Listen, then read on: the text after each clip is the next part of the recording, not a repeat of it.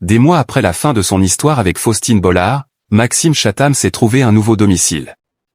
Il y a plusieurs mois, la rupture entre Maxime Chatham et Faustine Bollard a été annoncée et, depuis, l'écrivain s'est totalement plongé dans le travail. À travers un portrait qui lui était consacré, on apprend également qu'il a opéré un grand changement.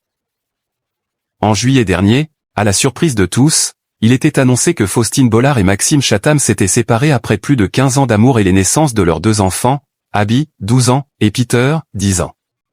L'ex-couple ne s'est jamais épanché sur le sujet, gardant donc les raisons de leur rupture pour eux. Maxime Chatham a en tout cas opéré plusieurs changements dans sa vie depuis. L'écrivain a notamment perdu plus de 20 kilos et il s'est replongé la tête la première dans le travail, publiant d'ailleurs son nouveau roman baptisé 8,2 secondes. Il voit aussi l'un de ses romans être adapté en série sur la chaîne Novo 19, Le Signal 149 kHz. Une fiction qui débute jeudi 29 janvier, à cette occasion, un portrait de Maxime Chatham a été publié dans Ouest France. On y apprend entre autres qu'il va lui-même apparaître à l'écran. C'est moi qui ai soufflé au réalisateur de me faire une apparition, j'ai suggéré que ce serait encore mieux de me tuer.